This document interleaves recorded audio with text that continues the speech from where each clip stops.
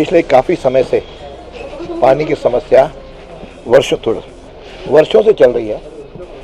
उसके निजात के लिए बहुत प्रयत्न भी हम करते रहे, लेकिन पिछले दिनों जैसे ही राजस्थान में नई सरकार बनी, इस पानी की समस्या का चुनाव के दिनों में भी काफ़ी चर्चाएं हुई और मैंने कोई वादे भी किए थे कि यहाँ की समस्या का हम समाधान करेंगे।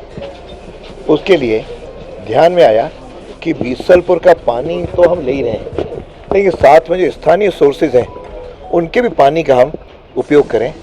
उस दृष्टि से अपनी जो फाइसागर झील है, मुझे बताया गया कि पिछले 17 वर्षों तक वहाँ से एक भी बूंद नहीं ली गई।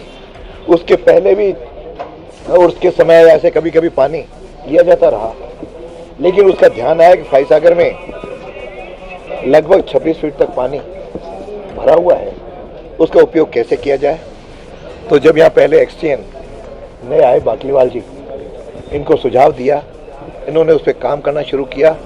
उसके बाद यहाँ के हमारे एडिशनल चीफ इंजीनियर और एससी और फिर यहाँ का स्टाफ जेईएन एएन सब ने मिलकर के पूरी टीम ने इस काम को आगे बढ़ाया। ध्यान आया कि कुछ पैसे की आवश्यकता है, तो उसमें राज्य सरकार से लगभग 1 करोड़ रुपए, 88 लाख समथिंग है, उसका थोड़ा बहुत और अमाउंट लेकर के लगभग 1 करोड़ रुपए राज्य सरकार से प्रयत्नों के से हमारे वित्त सचिव ने इसको जारी किया। उसमें हमारे मंत्री जी का भी योगदान रहा। इन सब से मिलकर के पिछला ये काम मुझे बताया गया कि लगभग 5 महीने लगते हैं, लेकिन यहाँ की टीम ने सतत 24 घंटे प्रयत्न करते हुए इसको 2 महीने में अंजाम दिया है। और आज वो पानी यहाँ पर जो प्राप्त हो रहा है फिल्टर पे, लगभग 3 MLD पानी हमको मिलेगा।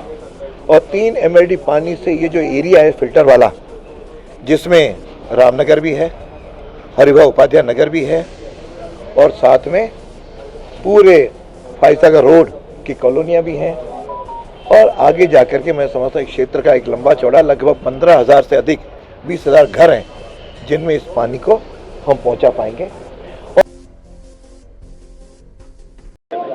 अजमेर में पिछले काफ़ी समय से पानी की समस्या वर्षों से चल रही है।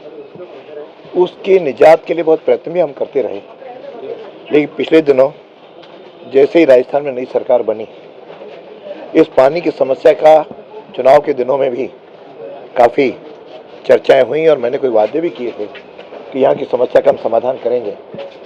उसके लिए ध्यान में आया कि बीसलपुर का पानी तो हम ले ही रहे हैं, लेकिन साथ में जो स्थानीय सोर्सेज हैं उनके भी पानी का हम उपयोग करें। उस दृष्टि से अपनी जो फाइसागर झील है, मुझे बताया गया कि पिछले 17 वर्षों तक वहाँ से एक भी बूंद नहीं ली गई।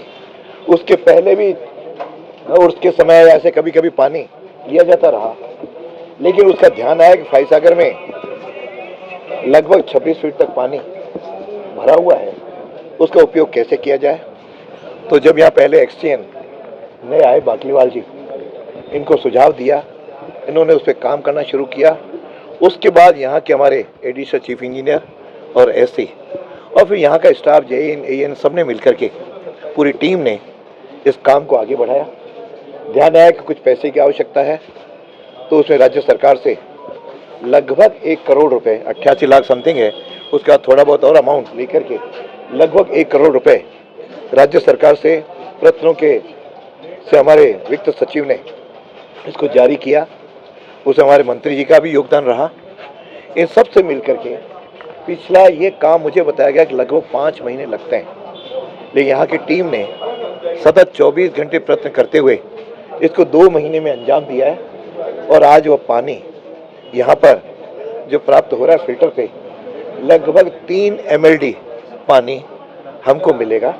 और 3 MLD पानी से ये जो एरिया है फिल्टर वाला, जिसमें रामनगर भी है, हरिभा उपाध्याय नगर भी है, और साथ में पूरे फाइसागर रोड की कॉलोनियाँ भी हैं, और आगे जाकर के मैं समझता हूँ क्षेत्र का एक लंबा चौड़ा लगभग 15,000 से अधिक 20,000 घर हैं जिनमें इस पानी को हम पहुँचा पाएंगे।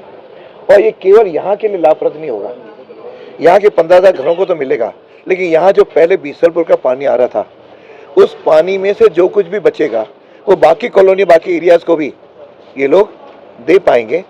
उससे अजमेर के पानी की समस्या का निदान हम काफ़ी हद तक कर सकेंगे। हालांकि गर्मी का मौसम है, यहाँ के लोगों की आवश्यकताएं भी बढ़ी हैं, लेकिन फिर भी इतना मैं कह सकता हूँ कि पिछली गर्मियों में या पिछले वर्ष की गर्मी में जो अजमेर उत्तर की हालत थे उसकी तुलना में इस बार बेहतर हैं। पानी की कमी तो है, आज तो पूरे राजस्थान में भी पानी की कमी है और यहाँ भी कमी है, उसको हम धीरे धीरे पूरी कर रहे हैं। इस अवसर पर मैं आम जन से भी अपील करूंगा कि पानी के उपभोग का थोड़ा सा ध्यान रख करके करें, ताकि पानी लंबे समय तक हमको मिलता रहे। सरकारी योजनाएं भी हैं, जल जीवन मिशन भी अन्य सोर्सेज से भी ला रहे हैं, उसका प्रयत्न करें। इस विषय में मैंने कल ही माननीय मुख्यमंत्री से अजमेर की पानी की समस्या को लेकर के चर्चा की। यहाँ के मंत्री और सचिव से भी वार्ता हुई है। तो इसको दो भागों में हमने बांटा है, एक तो शॉर्ट टर्म जो अभी गर्मी के मौसम में अपने को मिले, एक लॉन्ग टर्म। दोनों पॉलिसीज हमने तय की हैं। उससे मुख्य रूप से दो बातें तो तय हो गई कि जो हमारी पाइपलाइन जो आरसीसी के सीमेंट की आ रही है उसकी जगह स्टील की पाइपलाइन वह डलेगी। दो पाइपलाइन से आ रही हैं, एक तो पहले सांवला जी के समय हमारी सरकार ने इसको स्टील पाइपलाइन में कन्वर्ट किया था, दूसरी पाइपलाइन हम इस प्रस्ताव लेकर के इसमें करने का हमने लगभग निर्णय सरकार ने ले लिया है। और उसके साथ साथ जो बीसलपुर से पानी का जो अजमेर का कोटा है उसको भी बढ़ाने का प्रस्ताव लगभग तय हो गया है। अभी हमको 5 टीएमसी या सीएफसी जो भी अपन उसको कहें वह मिल रहा है। हालांकि अभी तक भी हम उसको 5 को नहीं ले पा रहे हैं, जो हमारा सिस्टम है 4.2 को ले पा रहे हैं।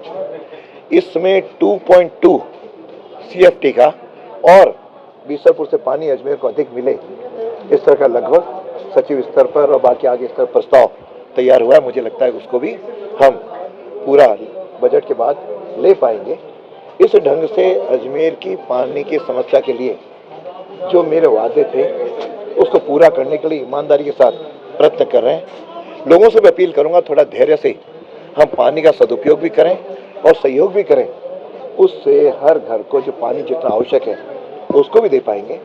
जल जीवन मिशन में भी हम आगे बढ़ रहे हैं। ईआरसीपी में भी अजमेर को पानी हमको सोर्सेज को लाने का प्रयत्न कर रहे हैं। मैं समझता हूं कि यह जो सरकार है वह इसके लिए गंभीर है। मुख्यमंत्री जी ने भी मुझे पूरा आश्वस्त किया है और अपने पीएचडी के मंत्री ने भी किया, यहाँ के इंजीनियर्स भी टीम के साथ जी जान से लगे हैं। मैं आप सबसे आग्रह करूँगा आपके माध्यम से कि लोग इसमें पूरा धैर्य भी रखें और सहयोग भी करें। समस्या है वह समस्या का, लेकिन पहले की तरह के विकराल स्वरूप नहीं है और पहले की तुलना में हमारी टीम भी अच्छा काम कर रही है और पहले की तुलना में समस्या भी कम है, इतना मेरा कहना है। आज मैं आपके माध्यम से मेरी पीएचडी की टीम को अपनी ओर से बधाई देता हूं और शुभकामनाएं देता हूं कि यह जो प्रोजेक्ट उन्होंने कम समय में पूरा किया है आगे भी इस तरह का करें।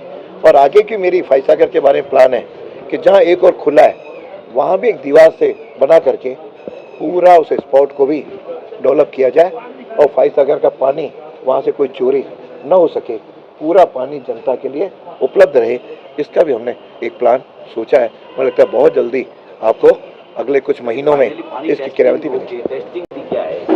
इन्होंने पूरा टेस्ट किया जो आप और हमने अभी पिया, और पी करके हमने देखा कि उसमें किसी प्रकार की कोई अलग नहीं है।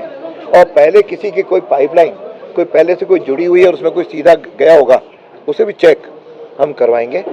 और इस पानी में किसी प्रकार के सारे टेस्ट जो लैब में किए हैं, इनको और भी कहूँगा कि समय समय पर इसको चेक करते रहें और ताकि कहीं भी कोई बात आए तो तुरंत उसको हम रेक्टिफाई कर सकें। कब से शुरू हो जाएगी के लिए जो अपने अरेंज किया है? मेरे ध्यान में आज से शुरू कर दें। आज से ही इस पानी के 3 MLD को हम सप्लाई ये लोग शेड्यूल करेंगे सर, कहाँ का पानी आपूर्ति होगी? लोगों की समस्या है कि टाइम का तय नहीं होता है, कभी ये रात को होते हैं, कभी सुबह 10 बजे आ जाती है। अभी उसमें टाइम तय, उसके लिए आपने देखा होगा मुख्यमंत्री ने भी वहाँ से निर्देश जारी किए हैं। यहाँ भी डीसी ने भी कल मीटिंग ली है, कलेक्टर साहब ने भी ली है, मैंने भी ली है। हम सब लोग कहीं ट्रिपिंग वाले इलेक्ट्रिक इंजीनियर्स को भी हमने बिजली वालों को भी टाइट किया है। होता क्या है, टाइमिंग जो हम देते हैं, बिजली में कहीं ट्रिपिंग हो गई तो जिसको समय हो गया पहले उसको देना होता है, तो सारा टाइम टेबल बिगड़ रहा है। थोड़ा ये बिजली के ट्रिपिंग का व्यवस्थित हो जाए तो हम इसको भी टाइमिंग्स को भी अनाउंस करके इसको ठीक करेंगे। हमारा लक्ष्य सबको राहत देने का आज है। से मतलब 22 अगर पानी